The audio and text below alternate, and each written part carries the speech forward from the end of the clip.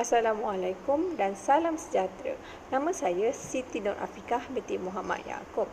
Saya merupakan pelajar pendidikan awal kanak-kanak di TAJ International College. Okay, pada hari ini saya nak explain ataupun saya nak terangkan mengenai Akta Kesihatan untuk subjek saya iaitu MPU 3 Persekitaran dan Kesihatan Masyarakat. Okay, akta yang saya pilih adalah Akta Kesihatan iaitu Akta FY 1991. Okay, akta ini berkenaan dengan jangkitan virus Zika ataupun Middle East Respiratory Syndrome Coronavirus ataupun kita lebih kenal dia dengan perkataan MERS-CoV. Okay, apa dia tu MERS-CoV?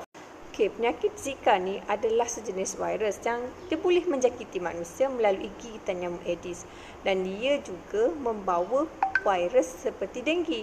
Okay, selain daripada itu, penyakit Zika ni juga boleh menjangkiti orang lain melalui hubungan seksual dan juga daripada ibu yang tengah mengandung. Bahaya kan tu? Okey, isu dia adalah pada tahun 2016, Kementerian Kesihatan telah memberikan garis panduan kepada semua ahli kontijen dan pegawai yang nak pergi ke Rio sebab pada waktu tu kita ada perlawanan Olimpik dan Paralimpik di Rio, Brazil.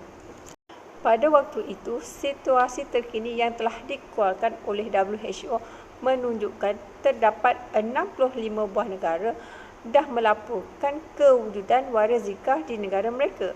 Okay, laporan ini WHO ambil daripada 1 Januari 2007 sehinggalah 6 Julai 2016. Okay, yang mana dalam 65 negara itu, Brazil adalah salah satu negara tersebut.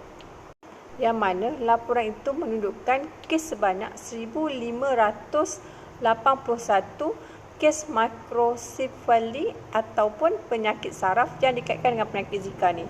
So, selain daripada itu juga terdapat beberapa kes Guillain-Barré syndrome yang didiagnos juga menunjukkan ujian positif bagi virus Zika ni. Sangat merisaukan kan? Jadi, apa KKM buat? So, KKM telah mengeluarkan garis panduan untuk semua ahli kontijen dan pegawai menjalani beberapa prosedur sebelum mereka berangkat, semasa diorang berada di sana dan juga selepas diorang pulang. Prosedur yang pertama adalah KKM memberikan taklimat mengenai virus Zika kepada semua kontijen dan juga pegawai. Kemudian, mereka juga diberikan senarai semak harian pemeriksaan kesihatan diri sendiri yang diorang akan gunakan di sana. Okey, bukan sahaja KKM, malah Kementerian Belia dan Sukan dan Institut Sukan Negara juga bersama-sama melancarkan program ini.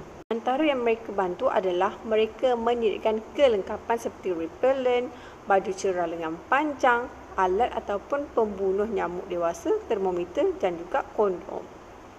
Bukan itu saja, sebelum kontijen dan pegawai ini sampai di Rio, mereka juga dah memohon untuk pihak berkuasa di Brazil membuat kawalan vektor, iaitu membuat semburanlah di kawasan mereka akan tinggal untuk beberapa hari.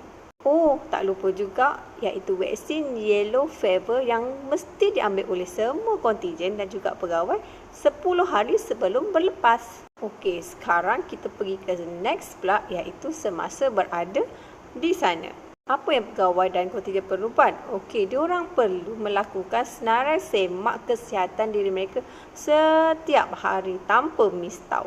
Tapi kalau ada ahli kontijen ataupun pegawai yang alami masalah demam ataupun gejala lain, mesti kena bagi tahu dengan ketua kontijen Malaysia dengan segera. Okey, yang mana mengalami simptom yang orang kata simptom Zika ni, mereka akan pergi untuk menjalani pemeriksaan lanjut dan ujian pengesahan Zika, denggi dan juga chikungunya. Tunggu dulu, belum habis lagi ni. So, yang ni pula adalah antara prosedur apabila mereka telah pulang ke Malaysia.